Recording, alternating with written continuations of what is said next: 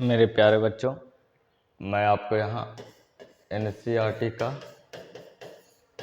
Book example और plus जो आपके चैप्टर्स में क्वेश्चन होगा, यानी चैप्टर वाइज क्वेश्चन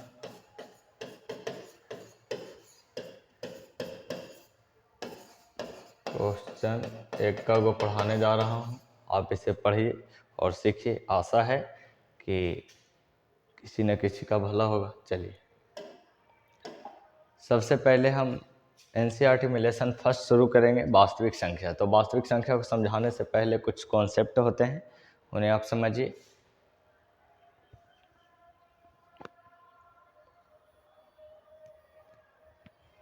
आइए, तो सबसे पहले हम पढ़ेंगे डिजिट, अंक।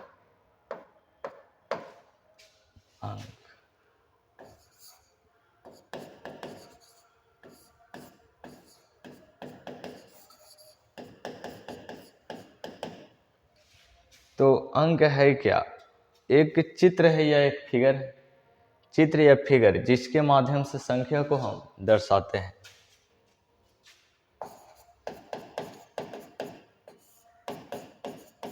वैसा चित्र, चित्र बोले तो फिगर,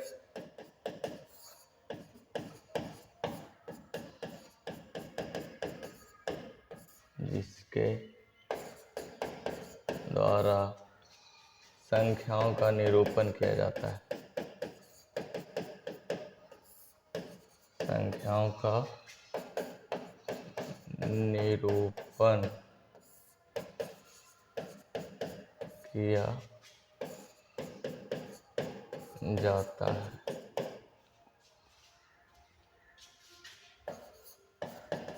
उसे अंक यानी डिजिट कहते हैं। सर, क्लास 10 में इस अंक या डिजिट का क्या प्रयोग है? तो डिजिट का प्रयोग नहीं, यहाँ कॉन्सेप्ट है। आपको यहाँ लगभग 5 से 6 पेजेस कॉन्सेप्ट दे दिए जाएंगे, जिससे आपको जीवन में कहीं भी परेशानी ना होगी। तो आइए, चित्र एक फिगर है जिसके द्वारा हम संख्या को दर्शाते हैं। अच्छा, अंक जो है,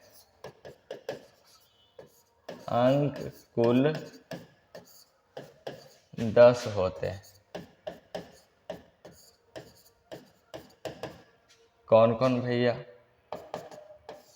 0, 1, 2, 3, 4, 5, 6, 7, 8, 9।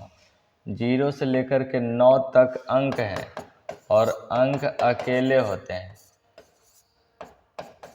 अंक अकेले होते हैं। अकेले बोले तो सिंगल डिजिट। अकेले बोले तो सिंगल डिजिट। अकेले है, अकेले है, अकेले। ये 9 तक क्या है? अंक है, और ये सब के सब अकेले हैं। अब आइए, अंक संख्या हो सकता है। अंक संख्या होते हैं।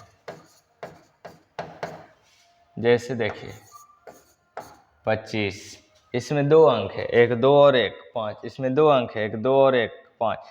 तो अंक से ही क्या बन गया जी? संख्या। अंक से ही क्या बन गया जी? संख्या।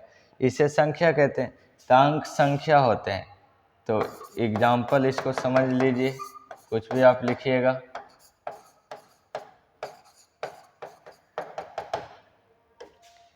लेकिन संख्या अंक नहीं होते। संख्या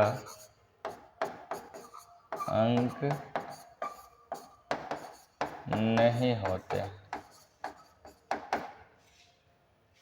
ये 2 अंक मिलके संख्या बन सकता है। 2 अंक मिलके संख्या बन सकता है।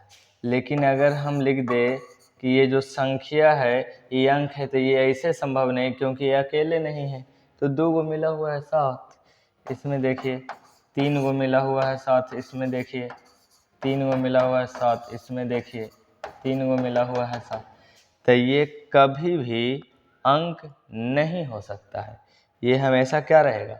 संख्या। इस संख्या तो रहेगा लेकिन अंक नहीं रहेगा, संख्या रहेगा। मुझे आशा है कि आप लोग यहाँ तक सीख गए होंगे। इसे आप अपने कॉपी में उतारिए। चलिए हम आगे सीखते हैं।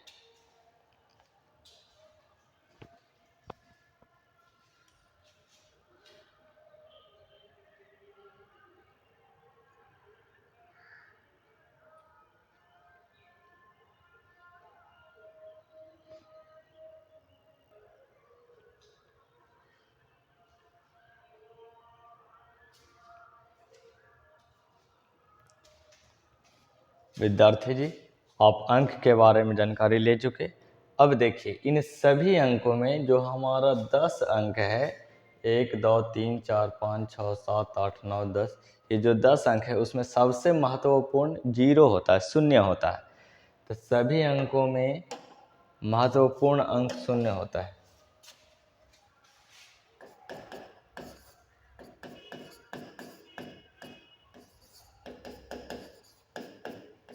सभी अंकों में महत्वपूर्ण अंक शून्य होता है। सभी अंकों में महत्वपूर्ण अंक शून्य होता है। शून्य जो है सबसे महत्वपूर्ण अंक है। यह किसी संख्या के पहले लगे तो अंक में कोई परिवर्तन नहीं होता है।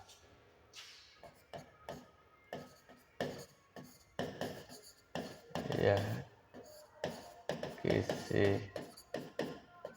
संख्या के पहले व्यवस्थित होने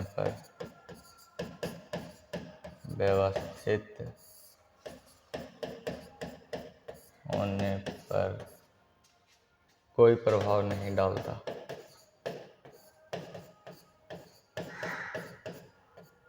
कोई प्रभाव नहीं डालता। कहता है 0 को बैठा दीजिए ना किसी अंक से पहले। 0 को बैठा दीजिए किसी भी अंक से पहले। तो 0 को बैठा दिए हम 2 के पहले, तो क्या 2 से ही बड़ा हो गया या परिवर्तन आ गया? नहीं, ना ही बड़ा हुआ ना ही छोटा हुआ। हम पहले बैठा दिए तो समान अंक रह गया।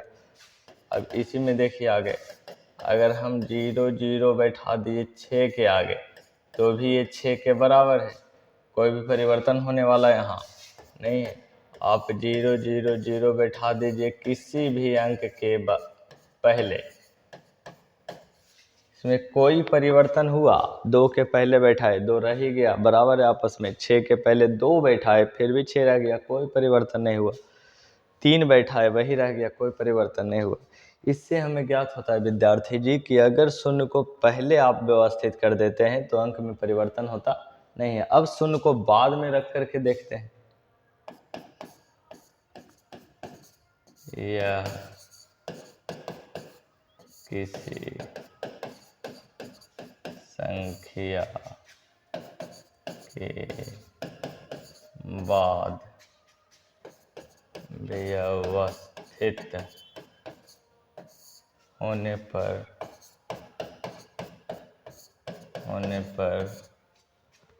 प्रभाव डालता है।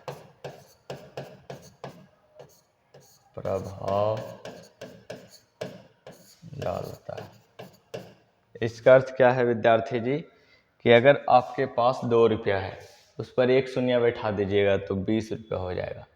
सोच लीजिए 20 गुना का अंतर। तो ये अगर 2 है, इसमें हम 0 व्यवस्थित किए हैं बाद में, तो ये कभी भी 2 के बराबर होने वाला नहीं है, क्योंकि तो 20 हो गया। समझ रहे हैं विद्यार्थी जी? हम ये 2 जो है 0 जो है बाद में व्यवस्थित किए, अंक के बाद। तो भैया जब अंक के बाद व्यवस्थित किए तो ये तो 20 हो गया, जो 2 के कभी भी बराबर होने वाला नहीं। उसी प्रकार अगर मान लीजिए 200 है और इस पर हम फिर एक 0 व्यवस्थित कर दिए, तो ये कभी भी 200 के बराबर होने वाला नहीं, तो 2000 हो गया। समझ लीजिए, ये 0 व्यवस्थित किए, ये भी 0 हम व्यवस्थित कर दिए। इस प्रकार से आप अनंतों उदाहरण ले सकते हैं। इसका अर्थ ये हुआ कि शून्य जो है पहले रहने पर अंतर नहीं उसका बदल सकता है। किसी भी अंक का शून्य जब बाद व्यवस्थित हो तो अंकों का अंतर बदल जाता है। अब शून्य का और कैसे कैसे प्रयोग है, अब देखिए, ध्यान दीजिएगा कि अगर आप 2 में शून्य को जोड़िएगा तो ये 2 रह जाएगा, यानी कि अंक में शून्य को जोड़िए, प्रभाव पड़ने वाला नहीं है। उसी प्रकार आप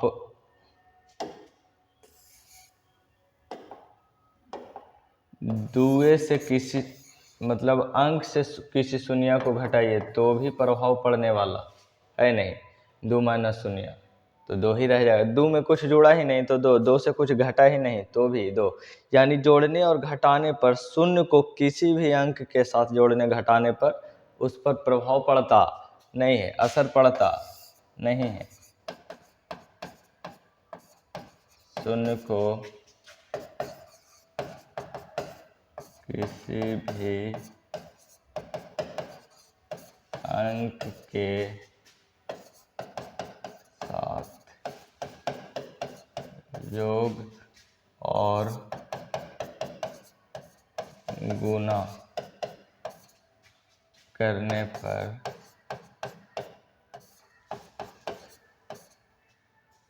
शून्य को किसी भी अंक के साथ योग और गुणा करने पर प्रभाव पड़ता नहीं है, प्रभाव नहीं पड़ता।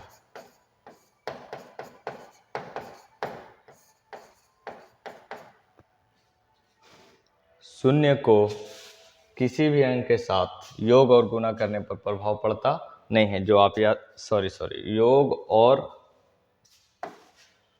गुणा नहीं होगा, योग और योग और अंतर करने पर, गुणा पे तो प्रभाव पड़ेगा ही जी, गुणा भागा पे प्रभाव पड़ेगा ही। अगर आप 2 गुना 0 कर देते हैं, प्राप्त मान शून्य हो जाता है। तो अंक को शून्य को किसी भी अंक से गुणा करेंगे, शून्य को किसी भी अंक से गुणा करेंगे तो शून्य प्राप्त होगा।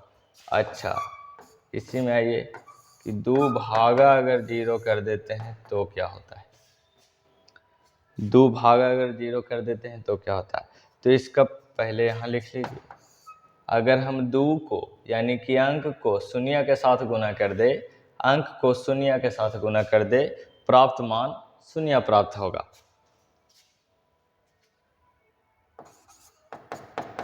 अंक को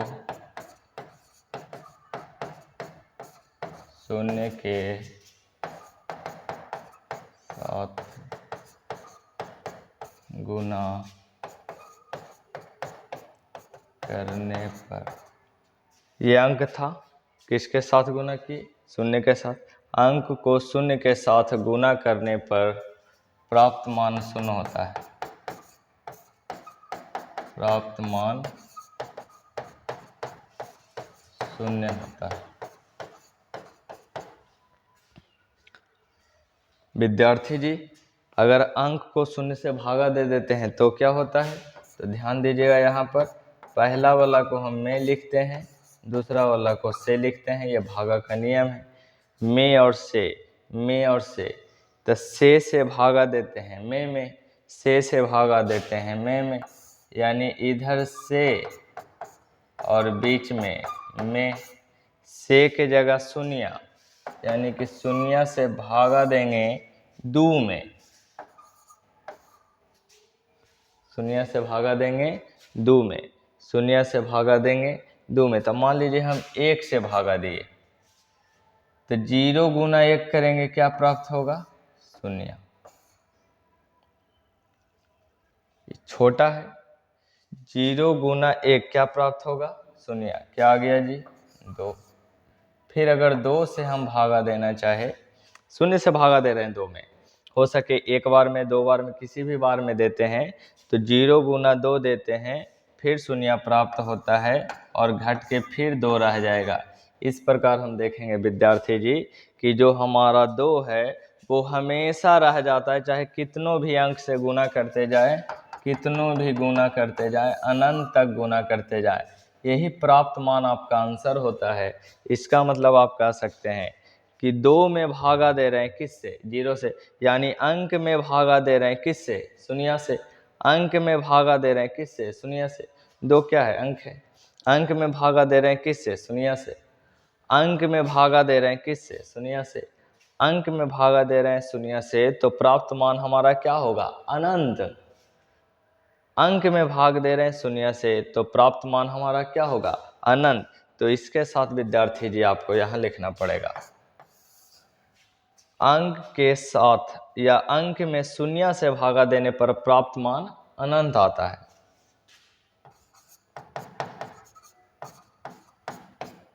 अंक में शून्य से भाग देने पर प्राप्त मान अनंत आता है, अनंत प्राप्त होता है।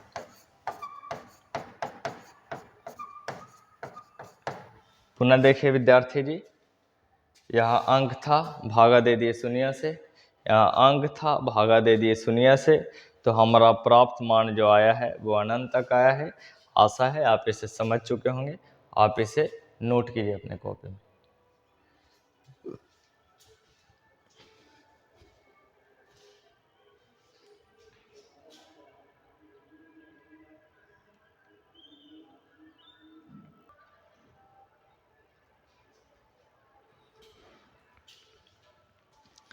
विद्यार्थी जी, आशा है कि आप इसे समझ चुके होंगे। अब हम चलिए थोड़ा सा और चलते हैं, शून्य के साथ खेल रहे हैं, अंक और शून्य ले लिए हैं, उसके साथ खेल रहे हैं। यहाँ तो जोड़ घटा गुना भागा हो गया। अब चलिए इसको थोड़ा सा और देख लेते हैं। तो 6 पॉइंट में आप अगर 0 से किसी भी अंक में भाग देते हैं, यहाँ तो अंक में 0 से भाग दे रहे थे, अभी हम भाग दे रहे थे 0 से अंक में, यानी कि 2 भागा 0 लिख रहे थे, पहला वाला में दूसरा वाला से। अब आइए समझते चलेंगे, लिखते चलेंगे।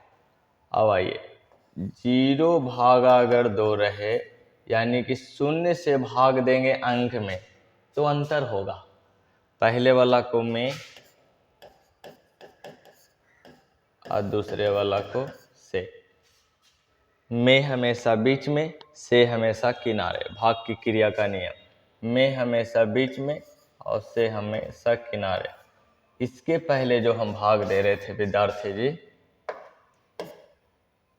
इसके पहले जो हम भाग दे रहे थे वो हम 2 से दे रहे थे शून्य में, सॉरी शून्य से दे रहे थे 2 में। ये हम पढ़ा चुके, इसका मान अनंत आता था। अब आइए 0 से अगर 2 में भागा दे, 0 से 2 में, यानी इसका अर्थ हुआ कि पहला वाला को में, दूसरा वाला से, में हमेशा बीच में, से हमेशा किनारे, तो 2 किनारे रहेगा। इस प्रकार का भागा का नियम होता है। तो सबसे पहले अंक छोटा हो किससे? भाजक से। कौन छोटा हो? भाज्य। तो सबसे पहले भागा को जिसे देते हैं? 0 से। क्लास 4 में पढ़ना है कि भाज्य अगर छोटा हो किससे? भाजक से। तो सबसे पहले क्या देते हैं? 0। तो जब 2 गुना 0 कीजिएगा तब प्राप्त मान क्या आएगा जी? 0, यानी उतरने वाला क्या है? 0। उसके बाद अभी भी ये छोटा है, अभी भी क्या है? ये छोटा है। किससे भाई? 2 से। 2 से छोटा है, फिर भागा किससे देंगे? 0 से। किससे देंगे? 0 से। तो ये हमेशा क्या प्राप्त होते जाएगा? शून्य। आप जितना बार भी भागा देते जाइए शून्य प्राप्त हो। क्यों भैया? क्योंकि ये छोटा है, ये छोटा है और ये भाज्य है और ये भाजक है। तब भाज्य छोटा हो किससे? भाजक से। तो सबसे पहले भागा शून्य से देते हैं। भाज्य छोटा हो, भाज्य छोटा हो, भाज्य छोटा हो तो किससे, भाजक से। तो सबसे पहले किससे हम भागा देते हैं, शून्य से। जब शून्य से क्रिया करेंगे परिणाम शून्य आएगा। शून्य जब आएगा तो 0/2 का अर्थ हुआ कि प्राप्त मान शून्य होने वाला है और कुछ होने वाला है नहीं। अब चलिए इस चीज़ को आप समझिएगा। 7 में आइए, अगर हम 2 गुने इस अनंत को परिभाषित किए, ये अनंत जो यहाँ है 1 से लेके कहाँ तक गया है, तो चूंकि इसका मान अनंत है और अनंत के साथ किसी कोई अंक को जोड़ देते हैं तो उसका परिणाम हमेशा अनंत आता है। और अगर इसी अनंत के साथ किसी को घटा देते हैं तो भी परिणाम अनंत ही आता है। और अगर हम इसे गुना में देख ले, 2 गुना अनंत, 2 गुना अनंत, तब परिणाम हमारा चूंकि अनंत के साथ गुना किए हैं तो अनंत ही आने वाला है। इसका मतलब है कि जोड़ घटाव गुना में अगर अंकों की क्रिया के जगह अनंत ले लिया जाए तो परिणाम क्या आने वाला है, अनंत आने वाला है। अंकों की क्रिया के जगह अनंत लिया जाए तो परिणाम अनंत आ गया। अब इसी को थोड़ा सा और अगर हम समझते हैं और लिखते हैं, यहाँ भागा भी अनंत ही होगा, भागा अनंत से देते हैं तो भी परिणाम अनंत आने वाला है।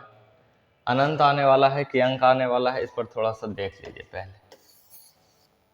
कॉन्सेप्ट। हमारे पास भैया क्या था कि 0 से भाग दे रहे थे 2 में तो शून्य प्राप्त हो रहा था, और यहाँ देखिए कि जब शून्य से अंक में भाग दे रहे थे तो हमारे पास अनंत प्राप्त हो रहा था।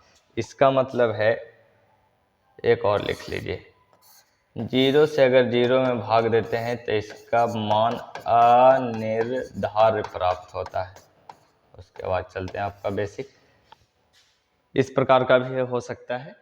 तो इसका मान निर्धारित ही नहीं है, ज्ञात ही नहीं है, अनिर्धार्य है। हमारे गणितज्ञ बहुत दूर तक का ज्ञानी थे, बहुत समझदार थे, ऋषि मुनि थे, तपस्या करने वाला व्यक्ति का दिमाग है, सब आगे होता है। तो इसका मान अनिर्धार हुआ। अब आइए हम यहाँ देखें और यहाँ भी देखें कि अगर हम 2/0 कर दे तो प्राप्त मान क्या आता है, अनंत। 2/0 का अर्थ हुआ 2/0 में 2 में भागा दिए, कैसे, 0 से 2 में भागा दिए, 0 से 2 में भागा दिए, कैसे, 0 से, तो प्राप्त मान यही वाला आया अनंत। इसके नीचे कुछ नहीं तो 1। इसको थोड़ा सा समझिए, हम वहां से ले रहे हैं 2/0 अनंत, पहले वाला में, दूसरे वाला से हमेशा किनारे, में हमेशा बीच में, पहले वाला में, दूसरे वाला से, ये में है जी, ये से है जी, तो में रहता है हमेशा बीच में तो 2 बीच में है, से रहता है हमेशा किनारे तो से किनारे है, ये में और ये से। अब विद्यार्थी जी, भागा 0 है यानी बटा 0, भागा 0 यानी बटा 0, अनंत बाई 1। अगर तिरछा तिरछी हम गुना करेंगे तो 0 गुना अनंत कर दे और 2 गुना 1 कर दे, तो 2 गुना 1 और 0 गुना अनंत। अब रुकिए, अगर अनंत हमें चाहिए तो बटा में क्या प्राप्त होगा, शून्य। बटा में क्या प्राप्त होगा, शून्य। इसका मतलब है कि अगर हमें अनंत चाहिए तो शून्य का अंक बटा में आएगा, यानी 2 गुना 1/0 आएगा। और अनंत बराबर अगर हम कह दे कि अनंत आएगा तो इसमें हमें परेशानी होनी नहीं चाहिए, क्योंकि किसी भी अंक के नीचे अगर शून्य प्राप्त होता है तो वो उसका परिणाम किसके बराबर होता है, अनंत के। अगर हमको शून्य चाहिए तो अनंत बटा में आ जाएगा, शून्य चाहिए तो अनंत बटा में आ जाएगा और उसका परिणाम शून्य हो जाएगा। इसी का ठीक विपरीत हमको क्या अगर चाहिए, शून्य, अनंत अगर बटा में आता है तो परिणाम क्या हो जाएगा, शून्य। हम यहाँ ये समझाना चाहते हैं कि किसी भी अंक के बटा में शून्य प्राप्त हो तब प्राप्त मान अनंत आता है। और इसे आप लिखिए, किसी भी अंक में यदि शून्य से भाग दिया जाए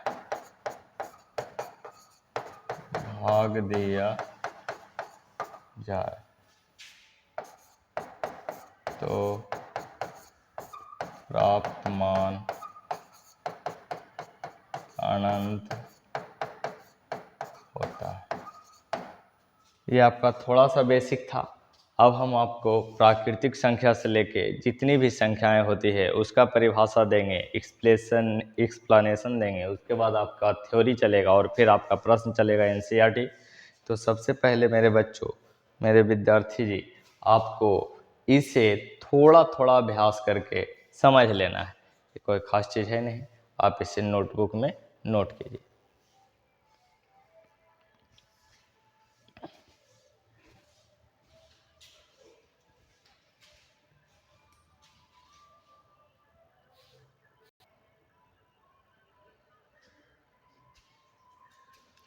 चलिए विद्यार्थी जी, आशा है कि इसे आप नोट कर लिए हैं। आगे चलिए, अब हम चलते हैं कुछ परिभाषा, डेफिनेशन से या फिर एक्सप्लेनेशन कहिए। तो सबसे पहले आइए प्राकृतिक संख्या। प्राकृत संख्या, प्रकृति में जो गिनती होता है वो प्राकृत संख्या है। इसका मतलब क्या है कि हम लोग जन्मे थे, उसके आदि अनंत काल पहले से कुछ सत्य था, मेरे रहने के बाद भी कुछ सत्य रहेगा। सत्य हमेशा सत्य होता है। उसी में एक शास्त्र है जिसे गणित कहते हैं, और उसमें एक प्राकृतिक संख्या हमें पढ़ना है। प्राकृतिक संख्या में क्या देखेंगे भैया? प्राकृत संख्या या प्राकृतिक संख्या, इसे आप नेचुरल नंबर कह सकते हैं।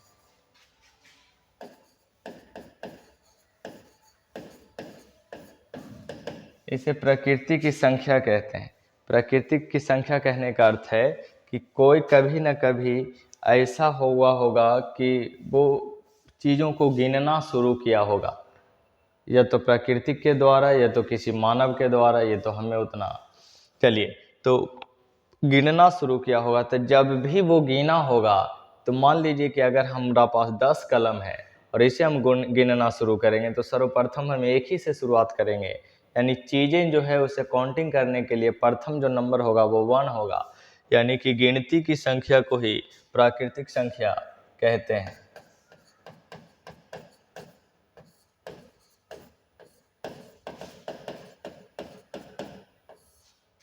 गिनती की संख्या को प्राकृतिक संख्या, नेचुरल नंबर कहते हैं। Natural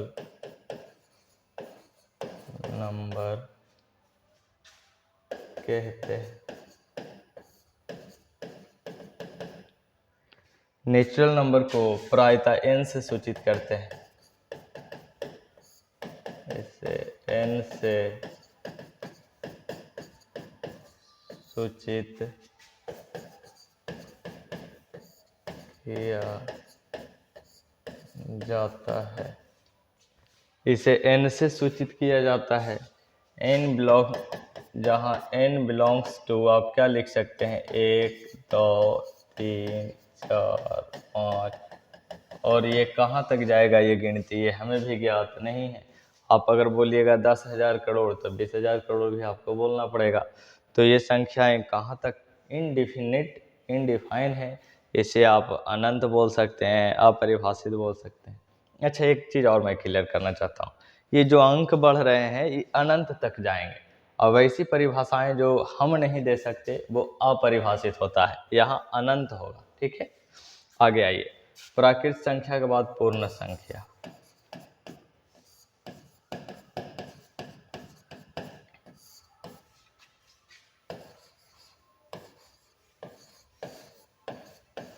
whole number.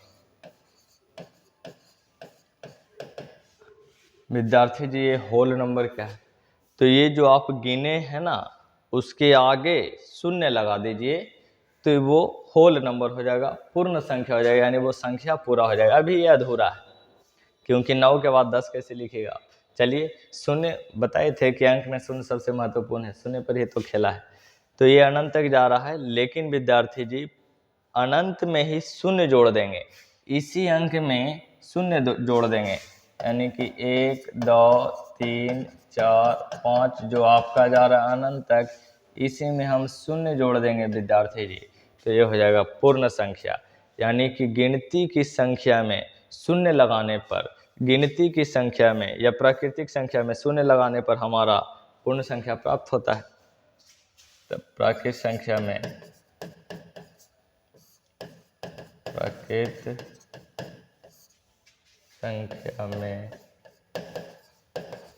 शून्य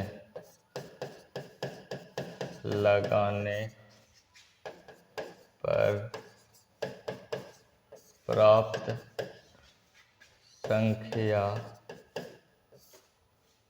संख्या प्राकृतिक संख्या में शून्य लगाने पर प्राप्त संख्या पूर्ण संख्या कहलाता है। पूर्ण संख्या होल नंबर कहलाता है। होल नंबर कहलाता है।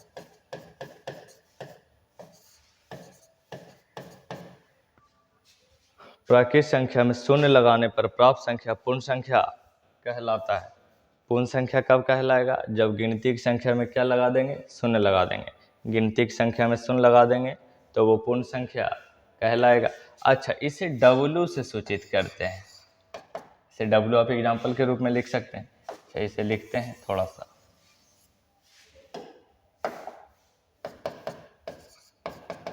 इसे W द्वारा सूचित किया जाता है। W यानी होल नंबर जो है वो शून्य से शुरुआत होता है। यहाँ विद्यार्थी जी प्रश्न आते हैं, प्राकृतिक संख्या की शुरुआत कहाँ से होती है? तो 1 से। और पूर्ण संख्या की शुरुआत कहाँ से होती है? तो 0 से।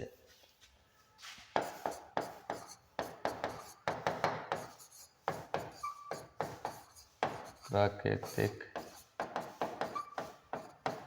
संख्या की शुरुआत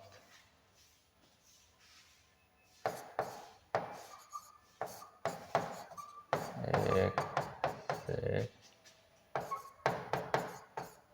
होती है।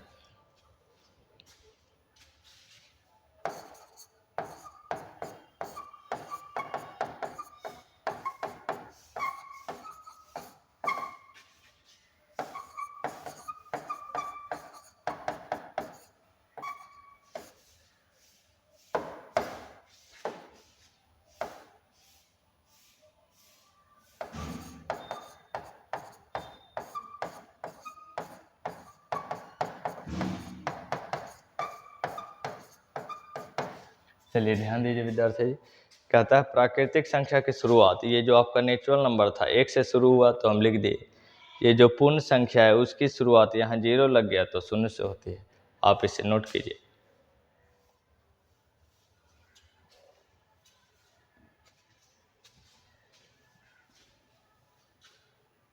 नोट कीजिए इसे।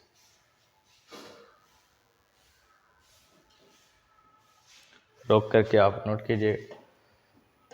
अब आते हैं पूर्णांक संख्या।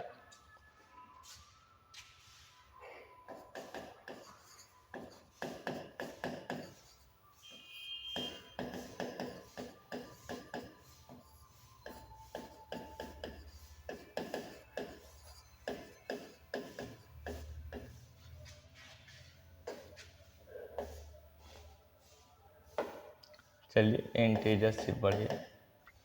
पूर्णांक संख्या क्या है?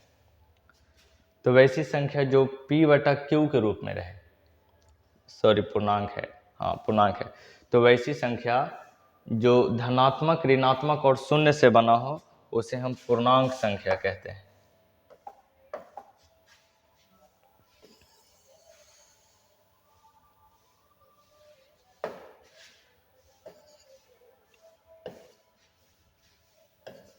हाँ विद्यार्थी जी, 0 के इधर 1 2 3 4 5 ये अनंत तक जाएंगे, लेकिन ये ऋणात्मक रूप में रहेंगे।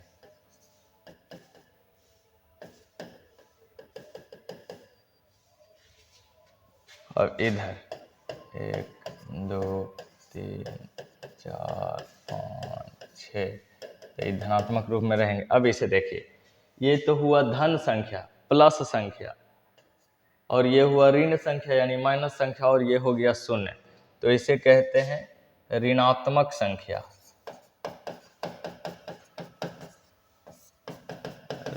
ऋणात्मक संख्या, ये हो गया शून्य, और ये हो गया धनात्मक संख्या।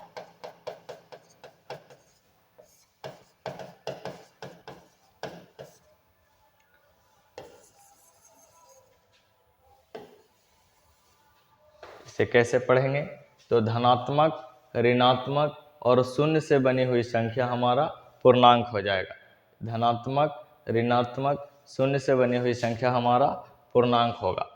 तब ऐसी संख्या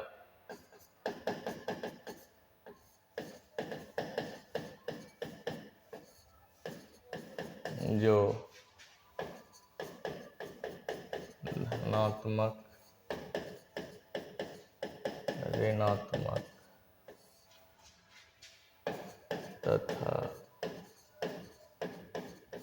शून्य से बनी वह पूर्णांक संख्या, वह पूर्णांक संख्या इंटीजर्स कहलाता है। इंटीजर्स कहलाता है। अब ये जो इंटीजर्स है इसे हम जेड द्वारा सूचित करते हैं। इसे जेड द्वारा सूचित किया जाता है।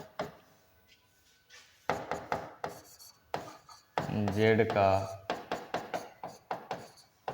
शाब्दिक अर्थ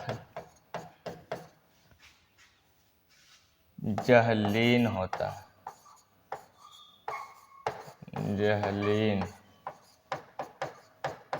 होता है, जिसका अर्थ गिनना होता है। जिसका अर्थ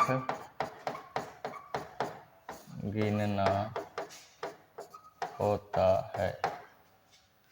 इसे जेड द्वारा सूचित किया जाता है। जेड का शाब्दिक अर्थ जहलीन होता है, जिसका अर्थ क्या होता है? गिनना, काउंटिंग करना। तो आइए जेड बराबर हम क्या लिख सकते हैं?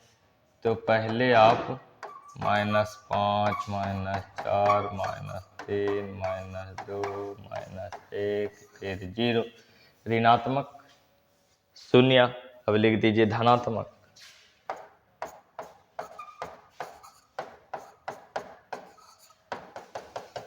ये तीनों से बन गया है जी, क्योंकि ऋणात्मक से भी बना, धनात्मक से भी बना और शून्य से भी बना, तो ये पूर्णांक हो गया। पूर्णांक को जेड से सूचित करते हैं। जेड जहलीन है, जहलीन का अर्थ होता है गिनना। तो आप ऋणात्मक में भी गिन सकते हैं, धनात्मक में भी गिन सकते हैं, लेकिन शुरुआत तो हमेशा शून्य से होगी। तो विद्यार्थी जी आप इस पूर्णांक को नोट कीजिए और आगे चलते हैं।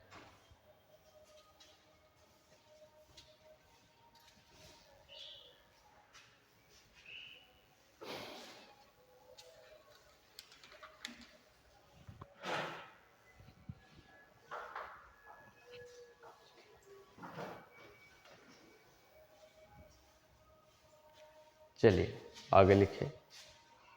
नोट कीजिए इसे रोककर। अब आइए परिमेय संख्या और अपरिमेय संख्या। परिमेय संख्या,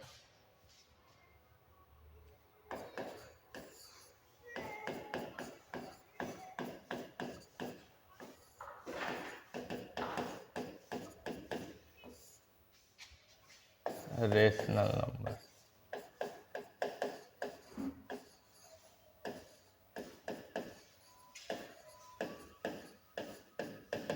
परिमेय संख्या क्या है भैया? परिमेय संख्या क्या है? जो p बटा q के रूप में रहे, चाहे वो कैसा भी संख्या हो, लेकिन p बटा q के रूप में रहे, यानी कि डोमिनेटर और नोमिनेटर के रूप में रहे, dy n के रूप में रहे, जिसे p बाई q भी आप करते हैं। लेकिन शर्त यही है कि n हो या q हो, बराबर में शून्य होना नहीं चाहिए, यानी नीचे शून्य होना नहीं चाहिए, ना तो वो अनंत हो जाएगा। तो नोमिनेटर या q के जगह कभी भी शून्य प्राप्त ना हो। अच्छा, ये शब्द ऐसे ही नहीं लिखा जाता, इसका एक अर्थ होता है। डिनोमिनेटर, नोमिनेटर, p और q, ये आपको भागा में समझ में आएगा, ये आपको यहाँ समझ में आएगा, इसी का रूप ये है। तो आइए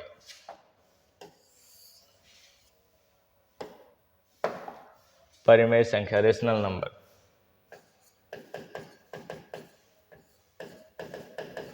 वैसी संख्या जो p अपॉन q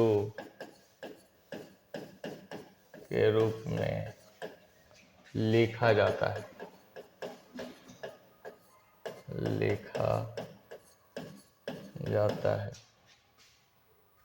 लेकिन q बराबर नॉट इक्वल टू शून्य प्राप्त होना चाहिए।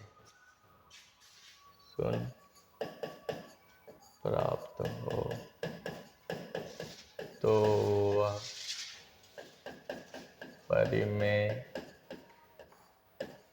संख्या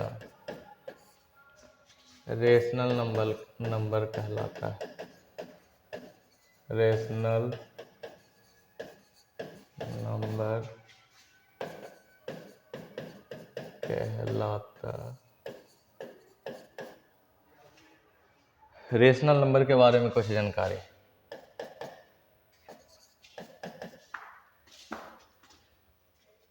चलिए इसे p अपॉन q के रूप में लिखते हैं, रूप में लिखा जाता है। इसमें उभयनिष्ठ गुणनखंड नहीं होता है। उभयनिष्ठ गुणनखंड ना हो, गुणनखंड ना हो। इसका अर्थ क्या है विद्यार्थी जी? अगर कोई संख्या 10/15 के रूप में है तो आप इसे क्या लिख सकते हैं? 2 गुना 5 और 3 गुना 5। तो 5 ऊपर वाले में भी और 5 नीचे वाले में भी, जब दोनों में मिलता है तो इसे उभयनिष्ठ कहते हैं। 5 यहाँ उभयनिष्ठ गुणनखंड है, ये कट जाएगा, तब बचेगा 2/3, जो कि परिमेय था और परिमेय है। लेकिन ये क्या है? ये भिन्न है।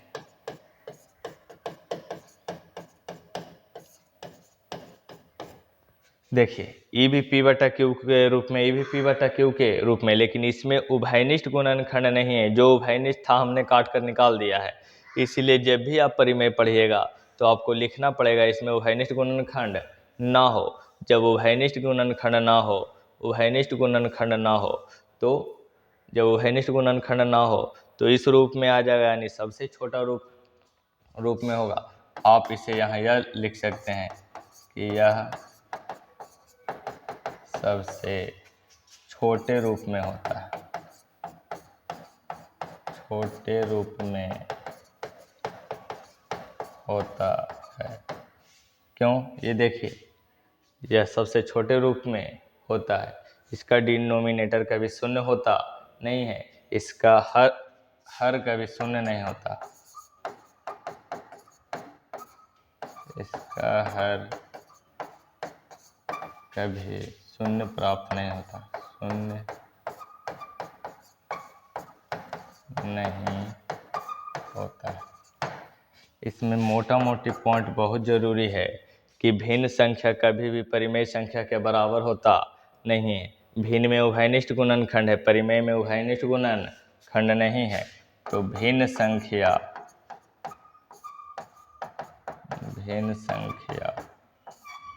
नॉट इक्वल टू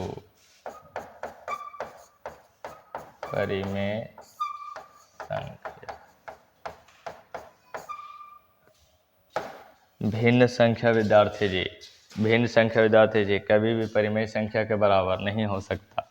आपका अगला क्लास इसके बाद चलेगा। आप इसे यहाँ तक समझिए और वीडियो रिपीट करके लिखिए। चलिए।